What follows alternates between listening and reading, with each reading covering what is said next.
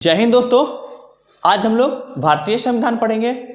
भारतीय संविधान या कोई भी देश का संविधान हम लोग क्यों पढ़ते हैं? हमें इसलिए पढ़ना चाहिए क्योंकि अपने लोगों की या अपने हित के बारे में जानना चाहिए कि हमारे बारे में क्या नियम है, हमारे लिए क्या प्रॉफिट हमारे संविधान देता है, क्या नुकसान करता है, उससे हमें क्या फ़ायदा होता है, संविधान से हमें क्या मिलेगा, क्या नहीं मिलेगा, क्या हमसे छीना जाएगा। जैसे कि हमारे देश में पहले फंडामेंटल राइट, जिसको हम मौलिक अधिकार कहते हैं, वो 7 थे, ठीक है।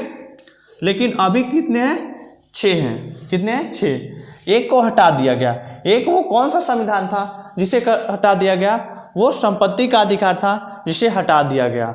और अगर संपत्ति का अधिकार हटा दिया गया है तो इसका मतलब ये नहीं कि कोई भी बाहुबली व्यक्ति या कोई भयानक जो मतलब ताकतवर इंसान हो वो आपके संपत्ति को अपना लेगा और उसे हड़प लेगा, या फिर किसी सांसद या विधायक या एमएलए का मन करे तो वो चीज़ को ले ले, वो नहीं ले सकता है। वो क्या होता है? सार्वजनिक कार्यों के लिए, मतलब सभी के कार्य के लिए जमीन लिए जा सकती है, ठीक है। अब हमारे यहाँ संविधान की बात हुई तो संविधान हमारे यहाँ कैसे आया? हम लोग पहले मोनार्की में जी रहे थे, ठीक है। मोनार्की के बाद क्या आया? अंग्रेज लोग आए, तो अंग्रेज लोगों ने अपना ब्रिटिश इंडिया का स्थापना किया, मतलब ईस्ट इंडिया कंपनी का हमारे यहाँ शासन चला। ईस्ट इंडिया से हम लोग आज़ाद होने के बाद होने लगे। तब क्या हुआ? 1934 में पहली बार संविधान की बात चली। 1934 में पहली बार संविधान की बात चली। लेकिन हम लोग उस समय गुलामी थे, लेकिन हमारे देश के जनता में या देश के लोगों में ये बात चली थी कि हम लोग संविधान खुद का बनाएंगे, हम ब्रिटिश इंडिया का जो संविधान उसे नहीं मानेंगे। 1935 में कांग्रेस द्वारा ये बात को रखा गया संविधान के लिए, ठीक है। अब इसके बाद संविधान बनना शुरू नहीं हुआ था। जिस तरह से देखा जाए तो ये पहले की बातें थी कि हम लोग आज़ाद नहीं थे और ये चीज़ें की जाती थी। तो इसके बाद में क्या हुआ कि 1939 में क्या होता है कि सेकेंड वर्ल्ड वॉर शुरू हो जाता है, मतलब द्वितीय विश्व युद्ध। इसमें हमारे भारत देश को आज़ाद करने के लिए बहुत बड़ा योगदान है, क्योंकि ना ये लड़ाई होती और ना हम लोग इतना जल्दी आज़ाद होते, लेकिन कुछ समय और लग जाता, ज़्यादा लग जाता। हो सकता था 1950 या 1955 तक चला जाए, इतना समय हो सकता था। लेकिन द्वितीय विश्व युद्ध होने से हमारे को फ़ायदा हुआ कि हमें 1947 तक आज़ादी, 15 अगस्त 1947 तक हमें आज़ादी मिल गई। अब 15 अगस्त 1947 को आज़ादी में तो मिली, लेकिन उससे पहले ही हमें ज्ञात हो गया था। जो लोग संविधान पढ़ते हैं या उसके स्थापना को पता होता है, वो उनको ज्ञात हो गया था या उनको पहले पता चल जाता है कि हमारा देश पहले आज़ाद होने वाला था, क्योंकि माउंटबेटन 1946 में आ गए थे। माउंटबेटन क्या होता है, मैं एक अगले वीडियो में आपको बताऊंगा कि माउंटबेटन कौन थे। कहा जाता है कि माउंटबेटन एलिजाबेथ के, यानी ब्रिटेन के पद होता है, ब्रिटेन में एक पद होता है जिनको एलिजाबेथ कहा जाता है, जिनको वहाँ पे रानी कहा जाता है। उनका एक परपोता कौन था? माउंटबेटन था। माउंटबेटन यहाँ आए इंडिया में ये कहा गया था कि इनको आज़ाद करके आना है, ठीक है। ये माउंटबेटन आए 1946 में। इन्होंने संविधान सभा के बैठक ये सब बुलाई, कैसे क्या करना है ये सब कुछ देखा। अब इसके बाद क्या हुआ कि संविधान सभा हमारे यहाँ शुरू हो गया। बुलाई गई बैठक, पहली बैठक बुलाई गई, फिर धीरे धीरे आरंभ हो गया, संविधान हमारे यहाँ बन गया। इसके बीच में बना तो था 1949 26 नवंबर को। कितना? 1949 26 नवंबर को, ठीक है। अब इसके बाद जब हम लोग सोचते कि 26 नवंबर 1949 को चला, तो इसके बीच में हमारा देश क्या हो गया था? आज़ाद हो गया था। क्या हो गया था? आज़ाद हो गया था। आज़ाद हो गया, लेकिन हमारे लिए एक दुख की बात थी कि हमारे देश का 2 टुकड़ा हो गया था, ठीक है। जैसे कि भारत से कितने देश बन गए थे? 2। एक खुद भारत, दूसरा पाकिस्तान।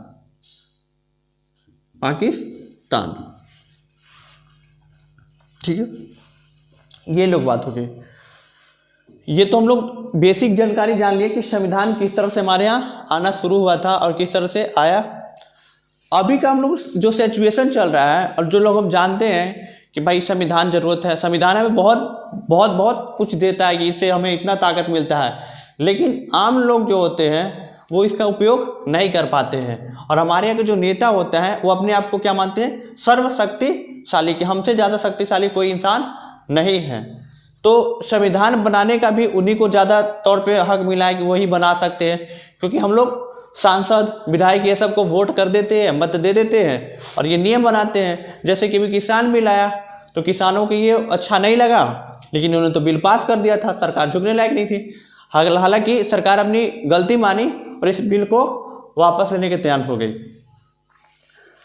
तो इस प्रकार से जब हम देखते हैं तो हमारे यहाँ जो होता है कि जैसे हम राजा की बात करते हैं, मोनार्की में चलते हैं तो क्या कहते हैं, राजा की बात। तो मोनार्की को हिंदी में क्या कहते हैं, राजतंत्र। डेमोक्रेसी को हिंदी में क्या कहते हैं, लोकतंत्र। तो राजतंत्र में क्या होता है कि राजा का बेटा राजा बनता है, या राजा के कोई भी खानदान से हो वो राजा बनेगा, या वो अपने राज्य पे शासन करता है। शासन करना मतलब उस राज्य के उस क्षेत्र में अपना सैन्य व्यवस्था, टैक्स वसूलना, वहाँ से सब कुछ देखना, वहाँ का कार्यकाल। और लोकतंत्र क्या होता है, जनता के द्वारा जनता के लिए चुने गए प्रतिनिधि जनता के हित में जो काम करता है उसे लोकतंत्र कहते हैं। लेकिन अब मुझे लगता है कि नाम के लिए रह चुका है कि जनता के हित में कार्य करता है, क्योंकि देखते हो आप कि कई सारे रोड बन रहे हैं, बाकी बहुत सारे चीज़ बन रहे हैं, उसमें बहुत ज़्यादा घोटाला हो जाता है। ठीक है, और जनता अगर कोई आम लोग उस पर आवाज़ उठाता है तो उसे उसकी आवाज़ को दाब दिए जाते हैं। जैसे कि हमारे पास 6 फंडामेंटल राइट है अभी के मामले में। ठीक है, फंडामेंटल राइट हमारे पास कितने हैं, 6। फंडामेंटल राइट को अगर कोई आपका हनन करता है, आपको इसको कोई मतलब तोड़ देगा कि आपके साथ जबरदस्ती कर रहा है, छीन रहा है, तो क्या होता है, आप हाई कोर्ट जा सकते हो या डायरेक्ट सुप्रीम कोर्ट जा सकते हो, और आपकी केस को पहले देखी जाएगी कि आपके लिए क्या है, देखा गया। वैसे तो हमारे देश में कहा जाता है 3-4 करोड़ हमारे यहाँ क्या है, केस लटका हुआ है, लेकिन इसको बहुत ज़्यादा पहले देखा जाएगा। लेकिन ये सब चीज़ों लोगों को पता नहीं है कि फंडामेंटल राइट क्या होता है। बहुत कम लोग जो पढ़ते हैं उनको आता है, बाकी लोग को नहीं आया पता है। तो फंडामेंटल राइट, इसीलिए हमें क्या पढ़ना चाहिए, भारतीय संविधान। ठीक है, भारतीय संविधान में अनुच्छेद 395 है। अनुच्छेद कितने हैं, 395। टोटल अनुच्छेद कितने हैं, 395। कितने अनुच्छेद है टोटल, 395। भाग कितने हैं, 22। भाग कितने हैं, 22। ठीक है, तो आइए इस तरह से हम लोग एक एक करके अनुच्छेदों को पढ़ेंगे और भागों को पढ़ेंगे। ठीक है,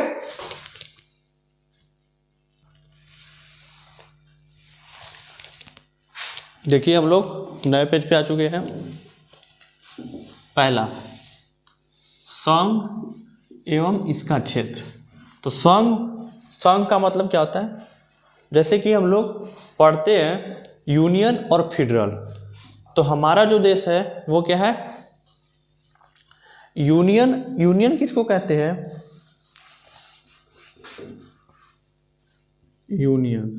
यूनियन बोले तो एक ऐसा समूह जिसमें सब लोग मिलकर एक समूह बनाया, कुछ लोग मिलकर एक समूह बनाए हो।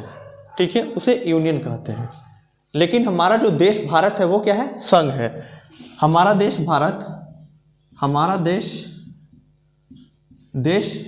भारत राज्यों का संघ है। क्या है, संघ है। लेकिन जैसे अमेरिका है वो क्या है, राज्यों का यूनियन है। क्या, राज्यों का यूनियन है। क्या है, यूनियन। और हमारा देश जो भारत है वो क्या है, राज्यों का संघ। संघ का मतलब क्या होता है, इसे तोड़ा नहीं जा सकता, इसे तोड़ा नहीं जा सकता। लेकिन यूनियन में जो होता है ये क्या होता है कि कुछ उनकी क्राइटेरिया होता है, कुछ इनकी क्राइटेरिया होता है। कहा जाता है कि 2 लोग के जब बीच में संधि होता है या 5 लोग के बीच में जब संधि होता है तो पांचों की बात कुछ कुछ मानी जाती है, लेकिन यहाँ पे हमारे देश में ऐसा कुछ नहीं है। जो एक व्यक्ति या जो शासन में होगा और उसके मन में जो चलेगा वो नियम लगाना चाहे तो लगा देगा। लेकिन वहाँ जैसे अमेरिका जैसे में कुछ राज्यों के लिए ऐसा नियम, कुछ राज्यों के लिए ऐसा नियम। जैसा कि आपने अभी जम्मू कश्मीर अपने देश में, भारत में ही सुना होगा, जम्मू, ठीक है, JMK लिख रहा हूं मैं जम्मू कश्मीर के लिए, जम्मू कश्मीर। तो जम्मू कश्मीर में आपने सुना होगा वहाँ पे तिरंगा झंडा नहीं रह सकता, उनका अलग झंडा, उनका कुछ अलग संविधान है। 370 धारा 35 है, ये भी मैं बताऊंगा। 370 धारा क्या है कुछ दिनों के बाद, 35A क्या है। तो जब आपने ये सुना तो ये क्या होता है कि भाई देखो, अब आप एक देश से जुड़े हो, एक संघ से जुड़े हो और आप कह रहे हो कि खुद का चलना चाहिए, तो ऐसा तो सही नहीं है। आप एक परिवार से जुड़े हुए हो, आप परिवार के मुखिया की बात नहीं मानोगे तो ये गलत बात है या नहीं गलत बात है? गलत बात है, ठीक है। तो वही कहा गया, संघ के नाम और राज्यों के क्षेत्र कहाँ से कहाँ है इसका संबंध 1 से लेके 41 अनुच्छेद तक इससे संबंधित आते रहेगा। जैसे 5 से लेकर हम 5 में चाहते हैं तो उसमें नागरिकता कानून है, 5 से 11 तक में, किसमें? 5 से 11 तक में नागरिकता कानून। 11 से जब हम जाते हैं, 11 से हम लोग कहाँ तक जाते हैं? 35 तक। 11 से 35 तक, 11 से 35 तक जाते तो क्या है? मौलिक अधिकार क्या है? मूल अधिकार यानी मौलिक अधिकार, फंडामेंटल राइट, इसका है। लेकिन संबंध क्या आता है 1 से 41 तक में? 1 से 41 तक में संबंध किससे आता है? संघ से। किससे आता है? संघ से। देखो अब इसी में क्या कहते हैं, राज्यों के क्षेत्र। जो राज्य के क्षेत्र है तो उसमें अगर सरकार चाहती है, भारत सरकार यानी हमारी केंद्र की सरकार, कि मान लो कि यूपी का कुछ हिस्सा बिहार में डाल दिया जाए और उसका नाम बदल के कुछ और कर दिया जाए तो किया जा सकता है। या बिहार का कुछ हिस्सा यूपी में डाल दिया जाए और उसे नाम कर बदल दिया जाए तो स्थान परिवर्तन अपने देश में कराया जा सकता है। इसलिए लड़ाई भी होता है, कई राज्य हैं इसके बीच में लड़ाई भी चलते हैं। अब क्या है, सी में ऐसे क्षेत्र जिन्हें किसी भी समय द्वारा अधिकृत किया जा सकता है। अब सरकार चाहे जैसे केंद्र शासित प्रदेश तो उनके अपने अंदर में केंद्र सरकार ले सकती है, ठीक है। तो ये होता है संघ एवं इसका क्षेत्र।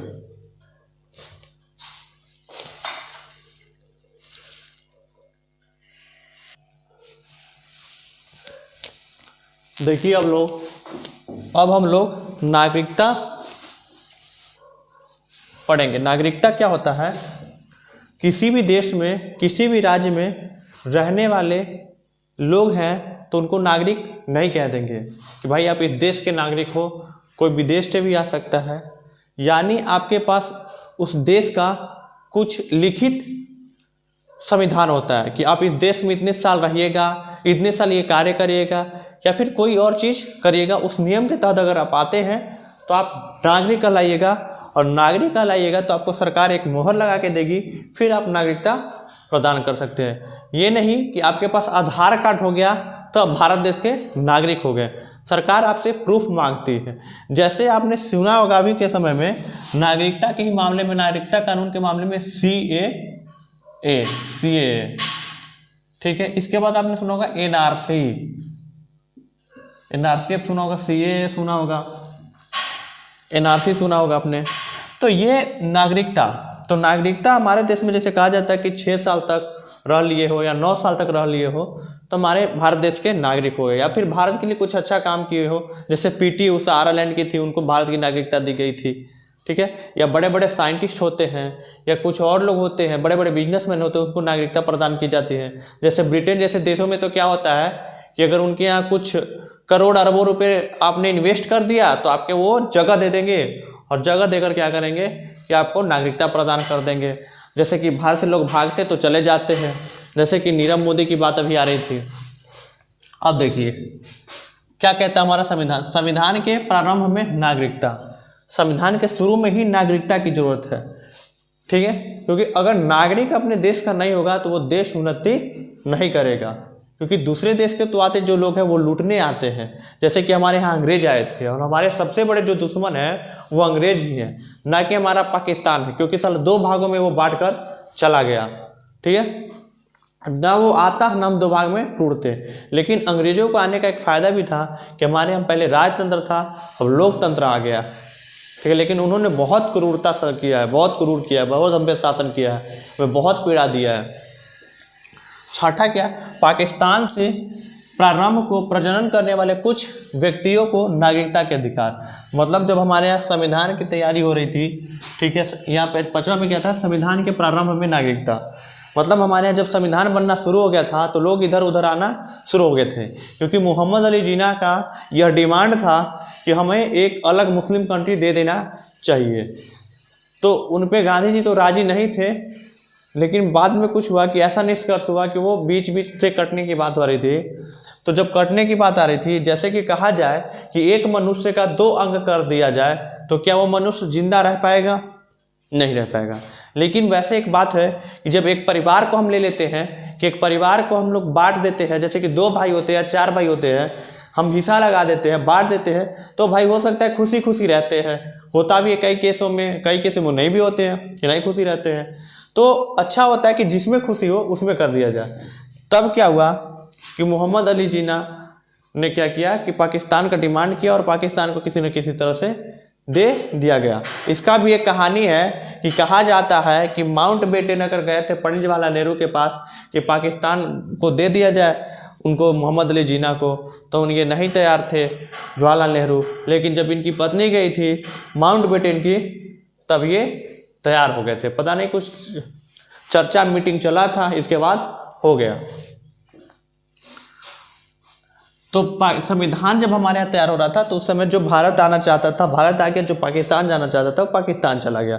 तो उस समय का नागरिकता मान लिया जाएगा कि अगर कोई इस समय आया है या गया है तो उसका नागरिकता हमारे पास कबूल किया जाएगा, उसे नागरिकता प्राप्त कर दी जाएगी, तो सरकार दे दीजिएगी नागरिकता। छठा क्या कहता है, पाकिस्तान से भारत के प्रजनन करने वाले कुछ व्यक्तियों के नागरिकता के अधिकार। मतलब पाकिस्तान से कहते हैं कि सुबह के गया शाम को घर लौट जाना गया नहीं कहते हैं। तो कुछ समय में अगर गए वो लोग और वो वापस चले आए तो उनको नागरिकता मिल जाएगा। तो ये छठा हो गया। 7वां क्या है, पाकिस्तान से प्रजनन करने वाले कुछ व्यक्तियों की नागरिकता। सबसे इम्पोर्टेंट जो है 8वां है, जो आपने सुना होगा कि हमारा जब देश डूब रहा था तो किसने बचाया था? एनआरआई ने बचाया था। एनआरआई का मतलब क्या होता है, हमारे देश से बाहर वो लोग रहते हैं लेकिन बाहर से विदेशों से वो पैसा कमाकर हमारे देश में भेजते हैं, और जब देश में पैसा भेजते हैं तो उस पर एक मोटा टैक्स लगता है जो सरकार लेती है। ठीक है, तो भारत से बाहर रहने वाले भारतीय मुल्क के कुछ व्यक्तियों के नागरिकता के अधिकार। अब ये कैसे है, जैसे कि इसमें कौन कौन रह सकता है बाहर? कुछ विद्यार्थी रह सकते हैं, कुछ बिजनेसमैन रह सकते हैं, जैसे कुछ कारीगर रह सकते हैं, कुछ इंजीनियर रह सकते हैं, कुछ डॉक्टर रह सकते हैं, या कुछ ऑफिसर रहते हैं। जैसे दूतावास होता है तो वो लोग दूतावास में रहते हैं तो उन्हें गवर्नमेंट प्रोवाइड करवाती है, लेकिन गवर्नमेंट जब प्रोवाइड कराती है उस पर कोई टैक्स नहीं होता है। जैसे कि इंजीनियर रहते हैं तो इंजीनियर पर टैक्स कोई नहीं होता, लेकिन उनकी कंपनी टैक्स देती है उनके बाद बदले। या फिर अगर कोई कारीगर जाता है काम कर ले, या कोई व्यक्ति पर्सनल जा रहा है या घूमने जाता है, तब ऐसा होता है। जैसे कि एंग्लो इंडियन सुना होगा, एंग्लो इंडियन क्या होता है कि जब इसमें बताऊंगा अभी मैं नागरिकता में ही 3 और है, मैंने नहीं लिखा है, वो अगले वीडियो में बताऊंगा आपको कि एंग्लो इंडियन जो होते हैं कि उनके पिताजी हो विदेशी हो, मतलब उनके जो पिताश्री हैं वो विदेशी हो, लेकिन उनके माताजी कहाँ के हो? इंडिया को, उसे एंग्लो इंडियन कहा जाता है, उनको भी नागरिकता मिलेगा। हमारे यहाँ पहले था कि जब नागरिकता बनने की बात आ रही थी तो कहा गया कि जो बच्चा भारत में जन्म ले लिया है उसे भारतीय कहा जाएगा। तो ऐसा तो कोई है आया कि भाई कोई विदेश से आ रही हैं मोहतरमा तो बच्चा जन्म कर दी भारत में तो भारतीय हो जाएगा? ऐसा तो होना नहीं चाहिए। तो विदेश से आया लड़का भारत में जन्म हो गया तो वो क्या विदेशी भाई इंडियन हो जाएगा? नहीं होगा।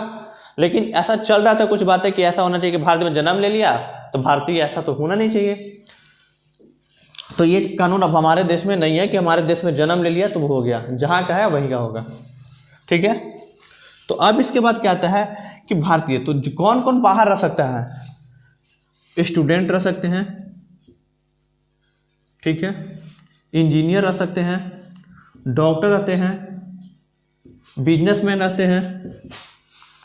तो ये लोग बाहर आते हैं, ये लोग बाहर आते हैं तो एक मोटा टैक्स पे करते हैं। कुछ कारीगर रहते हैं जो कोई काम करते हैं किसी चीज़ का, तो वो लोग रहते हैं। तो ये वो लोग जो रहते हैं वो क्या करते हैं, सरकार को टैक्स पे करते हैं। सरकार को टैक्स पे कैसे करते हैं, एक तो आपको वीज़ा और पासपोर्ट दिया जाता है, ठीक है। एक देश वीज़ा देती है, दूसरे देश पासपोर्ट देता है कि आपको मेरे यहाँ ये पास किया जा रहा है। पासपोर्ट का मतलब क्या होता है, पास करना, कि हम आपको पास कर रहे हैं, आप हमारे यहाँ आ सकते हैं, रह सकते हैं।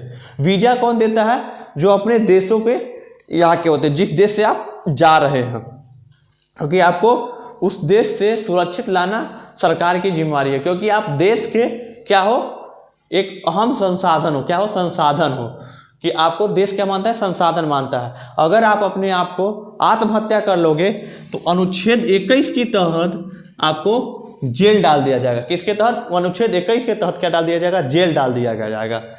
और क्योंकि आप अपने आप को आत्मदाह या क्या बोलते हैं, आत्महत्या नहीं कर सकते हो, ठीक है। अगर आत्महत्या कर रहे हो आप तो आपको जेल डाल दिया जाएगा। तो ये आप देख रहे हो, इस समय जब आप जान रहे होगे कि 1992 के समय जब था, तो हमारा देश जब डूबने वाला था, तब इसके बाद क्या हुआ था कि हमारे डॉक्टर मनमोहन सिंह ने वित्त मंत्रालय को संभाला और अच्छे तरह से ग्लोबलाइजेशन किया, ठीक है, वैश्वीकरण, फिनिटाइजेशन, ये सब धीरे धीरे से बढ़ते गया। और बढ़ने के बाद क्या हुआ कि हमारा देश विकास हुआ। उस समय देश को क्या चला था, NRI। NRI क्या होता है, भारत से बाहर रहने वाले लोग, भारतीय मूल के कुछ व्यक्ति होते हैं, यानी जो भारत से बाहर रह रहे थे, भारत से बाहर रह के कमा रहे थे, वही अपने देशों को चला रहे थे। जय हिंद, फिर मिलेंगे आपको अगले वीडियो में, तब तक के लिए जय हिंद।